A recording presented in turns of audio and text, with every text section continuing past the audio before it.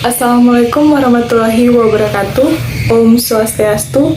Perkenalkan, nama saya Nika Dek Sri dengan NIM 151422133. Saya dari kelas 2F, jurusan Pendidikan Guru Sekolah Dasar, Fakultas Ilmu Pendidikan Universitas Negeri Gorontalo. Jadi, dalam video kali ini saya akan menjelaskan mengenai 7 metode pembelajaran. Metode pembelajaran yang pertama yaitu metode pembelajaran inquiry. Metode pembelajaran inquiry adalah metode pembelajaran yang memberikan kesempatan kepada siswa untuk terlibat secara aktif dalam proses pembelajaran melalui percobaan maupun eksperimen, sehingga siswa dapat melatih kreativitas dan berpikir kritis untuk menemukan sendiri suatu pengetahuan yang ada pada dirinya sendiri. Langkah-langkah metode pembelajaran inquiry. Langkah pertama yaitu orientasi. Pada tahap ini, guru menjelaskan topik, tujuan, dan hasil belajar yang diharapkan. Selanjutnya, guru menyampaikan gambaran kegiatan pembelajaran yang menggunakan strategi pembelajaran inquiry. Kemudian, guru melakukan motivasi atau apresiasi, yaitu mengkaitkan materi yang hendak dipelajari dengan contoh yang ada dalam kehidupan sehari-hari. Langkah yang kedua yaitu merumuskan masalah. Masalah hendaknya dirumuskan sendiri oleh siswa. Guru sebaiknya tidak merumuskan sendiri masalah pembelajaran. Guru hanya memberikan topik yang sedang dipelajari, sedangkan bagaimana rumusan masalah yang sesuai dengan topik yang telah ditentukan sebaiknya diserahkan kepada siswa. Kemudian, masalah yang dikaji adalah masalah yang mengandung teka-teki yang jawabannya pasti. Artinya, guru perlu mendorong siswa agar dapat merumuskan masalah yang menurut guru jawabannya sudah ada. Tinggal siswa yang mencari pendapat atau jawaban yang dipikirkannya. Langkah yang ketiga yaitu merumuskan hipotesis. Pada tahap ini, guru mengajukan berbagai pertanyaan yang mendorong siswa untuk dapat merumuskan jawaban sementara atau dapat merumuskan berbagai pemikiran, kemudian menjawab dari satu permasalahan untuk dikaji. Langkah yang keempat yaitu mengumpulkan data. Pada tahap ini, guru harus mengajukan pertanyaan-pertanyaan yang dapat mendorong siswa untuk berpikir mencari informasi yang dibutuhkan. Kemudian, guru memberikan kesempatan kepada siswa untuk melaksanakan diskusi atau bertukar pendapat. Langkah yang kelima yaitu menguji hipotesis. Guru memberikan kesempatan kepada siswa untuk mengembangkan kemampuan berpikir rasionalnya, yaitu membuktikan kebenaran jawaban yang diberikan bukan hanya berdasarkan argumentasi, akan tetapi harus didukung oleh data yang ditemukan dan dapat dipertanggungjawabkan. Langkah yang keenam yaitu merumuskan kesimpulan. Akhir dari pembelajaran, guru bersama siswa menyimpulkan bersama hasil yang diperoleh berdasarkan pengujian hipotesis. Metode pembelajaran inquiry mempunyai kelebihan dan kekurangan. Nah, kelebihan dari metode pembelajaran inquiry yaitu yang pertama, pembelajaran dengan menggunakan metode ini dianggap lebih bermakna. Kemudian dapat memberikan ruang kepada siswa untuk belajar sesuai dengan gaya belajar mereka. Yang ketiga, dapat melayani kebutuhan siswa yang memiliki kemampuan di atas rata-rata. Kekurangan dari metode pembelajaran inquiry yaitu yang pertama, adanya kesulitan untuk mengontrol kegiatan dan keberhasilan siswa.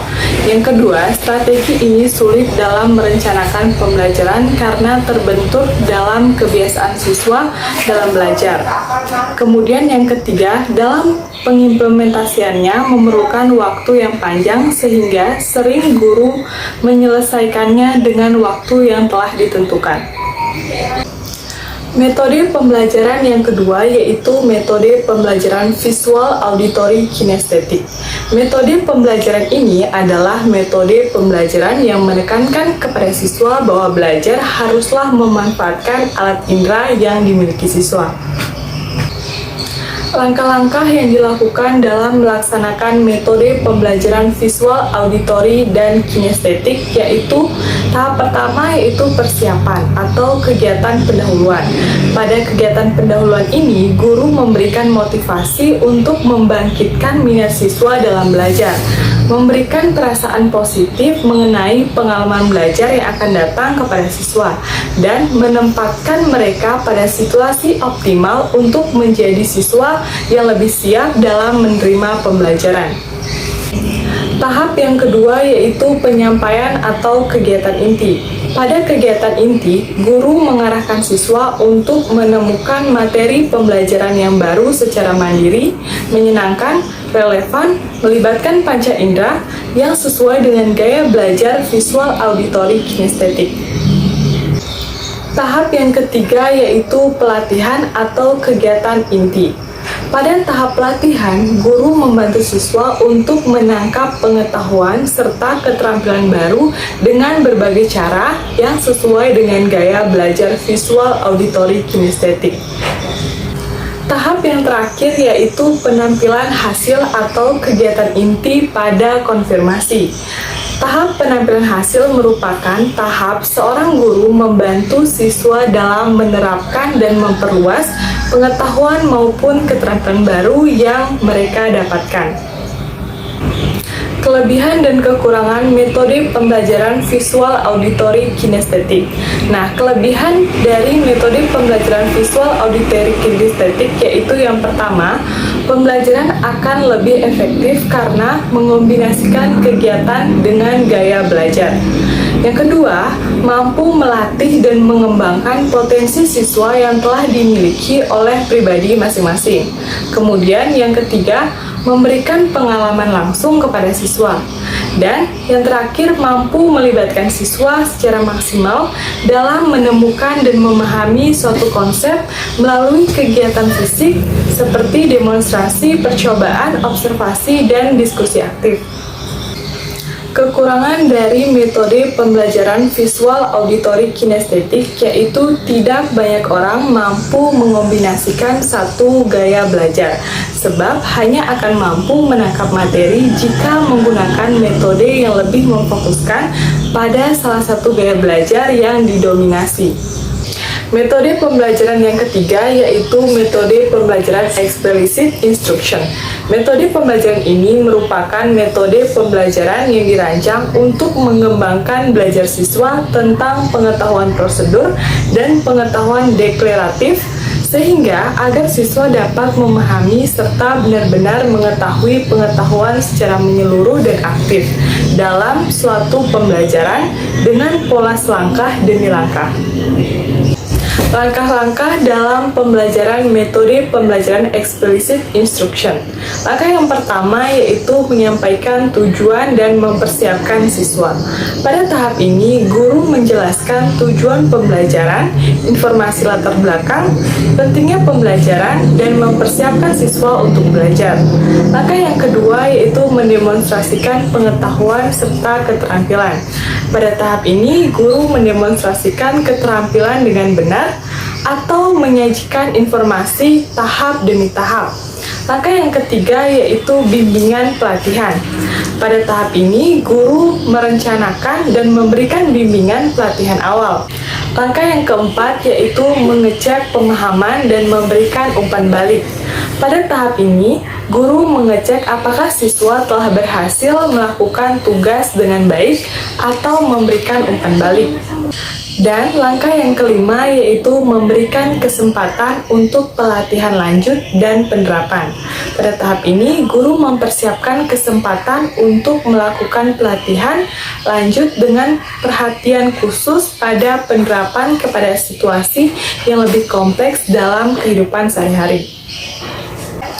Kelebihan dan kekurangan metode pembelajaran explicit instruction.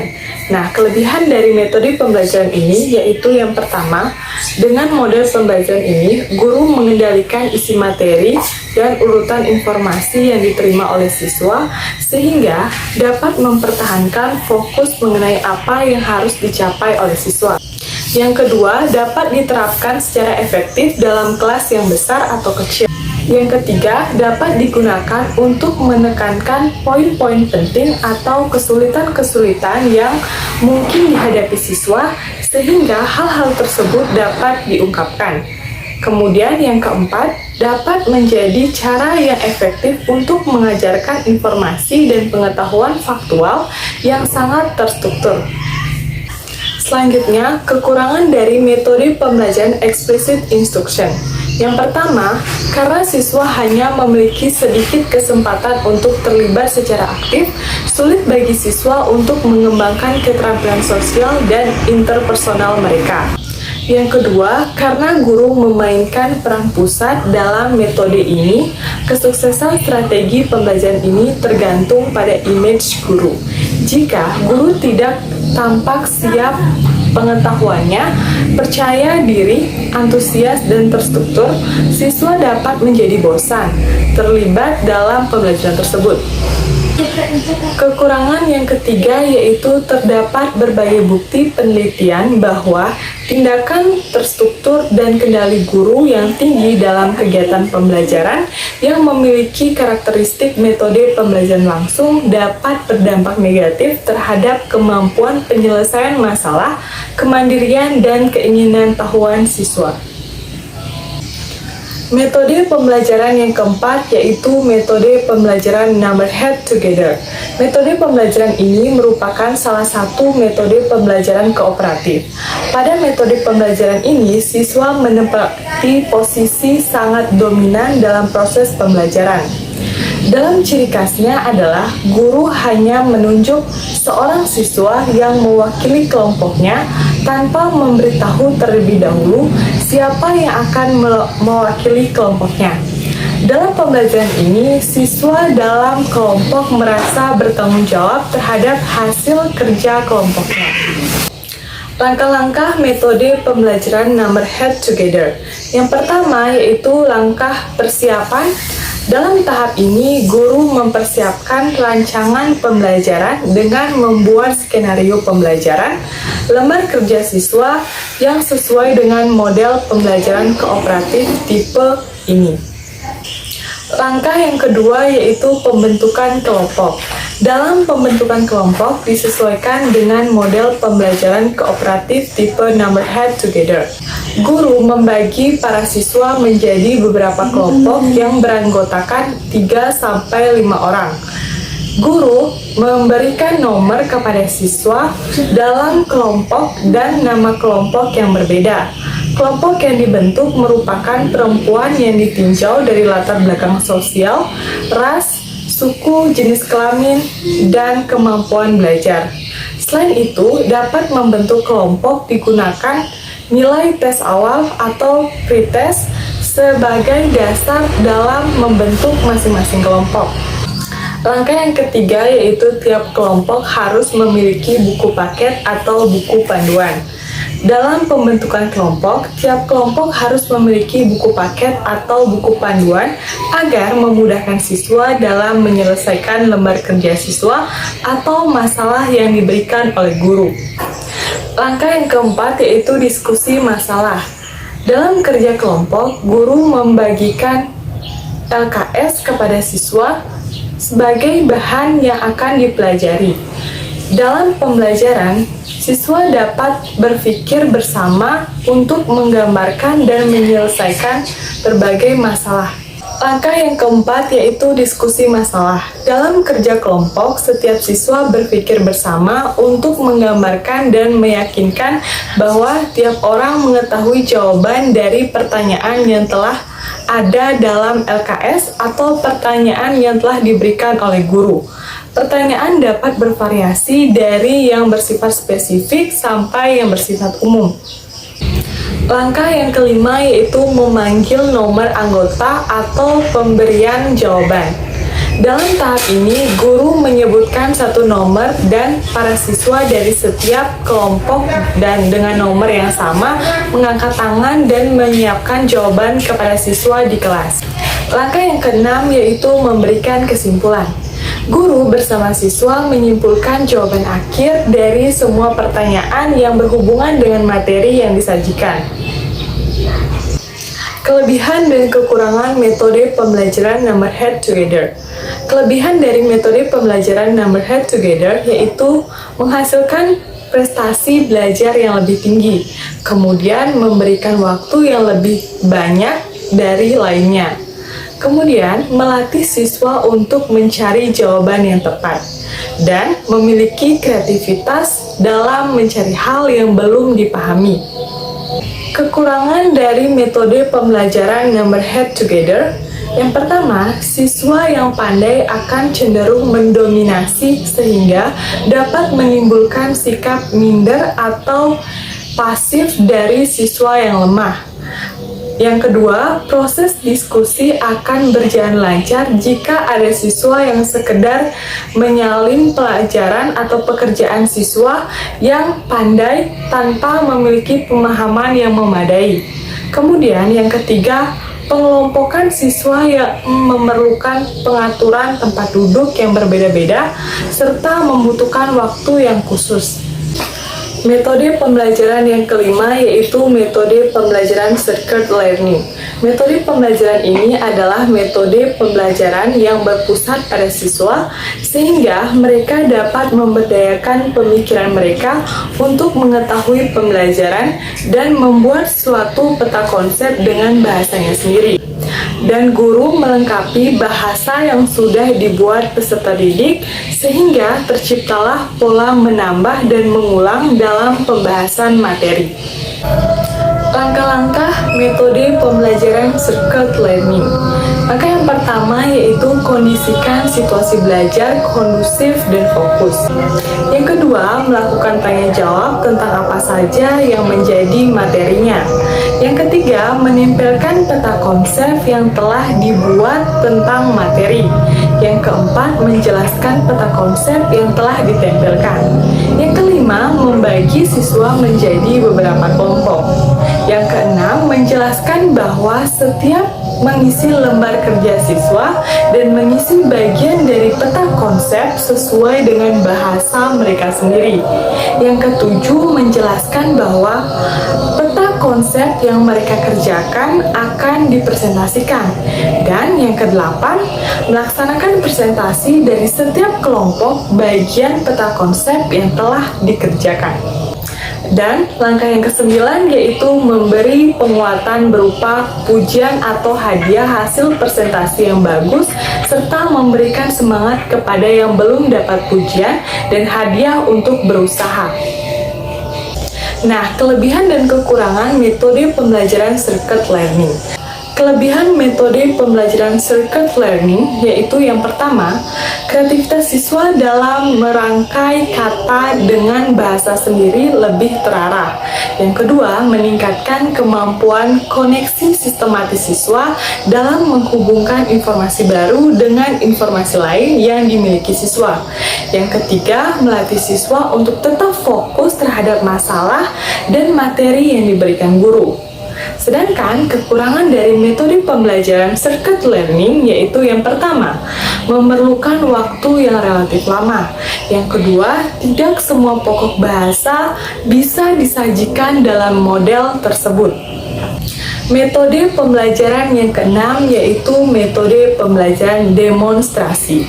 Metode pembelajaran demonstrasi adalah metode pembelajaran yang mengajar dengan cara memperagakan barang, kejadian, aturan, dan urutan melakukan suatu kegiatan secara baik, secara langsung, maupun melalui penggunaan media pengajaran yang relevan dengan pokok pembahasan atau materi yang sedang disajikan. Metode ini digunakan agar siswa menjadi lebih paham terhadap materi yang disajikan karena menggunakan alat peraga dan menggunakan media fasilitasi yang dapat membantu siswa untuk memahami materi yang diajarkan. Langkah-langkah dalam menerapkan metode pembelajaran modernisasi yaitu yang pertama, mulailah demonstrasi dengan kegiatan yang merangsang siswa untuk berpikir. Yang kedua, ciptakan suasana yang menyejukkan dengan menghadiri suasana yang menyenangkan. Yang ketiga, yakinkan bahwa semua siswa mengikuti jalannya demonstrasi dengan memperhatikan reaksi seluruh siswa. Kemudian yang keempat, memberikan kesempatan kepada siswa untuk secara aktif memikirkan lebih lanjut sesuai dengan apa yang dilihat dari proses demonstrasi. Yang kelima, mengakhiri demonstrasi apabila demonstrasi sesuai dilakukan, proses pembelajaran perlu diakhiri dengan memberikan tugas-tugas tertentu yang ada kaitannya dengan pelaksanaan demonstrasi dan proses pencapaian tujuan pembelajaran. Kelebihan dan kekurangan metode pembelajaran demonstrasi. Kelebihan dari metode pembelajaran demonstrasi yaitu yang pertama, membantu anak didik memahami dengan jelas jalannya suatu proses atau kerja suatu benda. Yang kedua, memudahkan berbagai jenis penjelasan. Yang ketiga, kesalahan-kesalahan yang terjadi dari hasil ceramah dapat diperbaiki melalui pengamatan dan contoh konkret dengan menghadirkan objek sebenarnya. Kemudian, kekurangan dari metode demonstrasi yaitu yang pertama, anak didik terkadang sukar melihat dengan jelas benda yang akan dipertunjukkan. Kemudian yang kedua, tidak semua benda dapat didemonstrasikan. Metode pembelajaran yang ketujuh yaitu metode pembelajaran creative problem solving. Metode pembelajaran creative problem solving merupakan suatu metode pembelajaran yang melakukan pemusatan pada pengajaran dan keterampilan memecahkan masalah yang diikuti dengan penguatan keterampilan. Ketika dihadapkan dengan suatu pertanyaan atau permasalahan, siswa dapat melakukan keterampilan memecahkan masalah untuk memilih dan mengembangkan tanggapannya. Tidak hanya dengan cara menghafal tanpa dipikir, keterampilan memecahkan masalah memperluas proses berpikir. Metode pembelajaran pemecahan masalah kreatif atau creative problem solving memiliki beberapa langkah-langkah dalam penerapannya. Yang pertama, klarifikasi masalah. Klarifikasi masalah meliputi pemberian penjelasan kepada siswa tentang masalah yang diajukan agar siswa dapat memahami tentang penyelesaian seperti apa yang diharapkan. Klasifikasi masalah diperlukan karena penyelesaian terhadap suatu masalah sangat bergantung pada pemahaman terhadap masalah itu sendiri. Sekali masalah berhasil dirumuskan, maka langkah berikutnya dapat dilalui dengan baik. Langkah yang kedua yaitu pengungkapan pendapat. Pada tahap ini, siswa dibebaskan untuk mengungkapkan pendapat tentang berbagai macam solusi atau penyelesaian masalah. Siswa berusaha untuk menemukan berbagai alternatif penyelesaian masalah. Untuk itu, setiap siswa harus kreatif, berpikir secara divergen, dan memiliki daya temu yang tinggi. Langkah yang ketiga yaitu evaluasi dan pemilihan. Pada tahap evaluasi dan pemilihan ini, setiap kelompok mendiskusikan pendapat-pendapat atau solusi mana yang cocok untuk menyelesaikan masalah. Siswa meninjau kembali pendapatnya dengan memberikan penjelasan dari setiap pendapat yang diungkapkan. Pada tahap ini, siswa memilih alternatif terbaik yang digunakan sebagai solusi dalam memecahkan masalah. Dan langkah yang terakhir yaitu implementasi. Pada tahap ini, siswa menemukan solusi mana yang dapat diambil untuk menyelesaikan masalah, kemudian menerapkannya sampai menemukan penyelesaian dari masalah tersebut. Nah, selanjutnya kelebihan dan kekurangan dari metode pembelajaran creative problem solving. Nah, kelebihan dari metode pembelajaran creative problem solving yaitu yang pertama, melatih siswa untuk mendesain suatu penemuan. Kemudian yang kedua, berpikir dan bertindak kreatif. Yang ketiga, memecahkan masalah yang dihadapi secara realistis. Dan yang keempat, mendeskripsikan dan melakukan penyelidikan. Yang kelima, menafsirkan dan mengevaluasi hasil pengamatan. Yang keenam, merangsang perkembangan kemajuan berpikir siswa untuk menyelesaikan masalah yang dihadapi dengan tepat. Dan yang ketujuh, dapat membuat pendidikan sekolah lebih relevan dengan kehidupan khususnya di dunia kerja. Sedangkan kekurangan dari model pembelajaran creative problem solving yaitu yang pertama, beberapa pokok bahasan sangat sulit untuk memecahkan metode ini. Misalnya, terbatasnya alat-alat laboratorium menyulitkan siswa untuk mengamati serta menyimpulkan kejadian atau konsep tersebut. Demikian penjelasan 7 metode pembelajaran dari saya. Akhir kata saya ucapkan wassalamualaikum warahmatullahi wabarakatuh. Om Santi Santi Santi Om.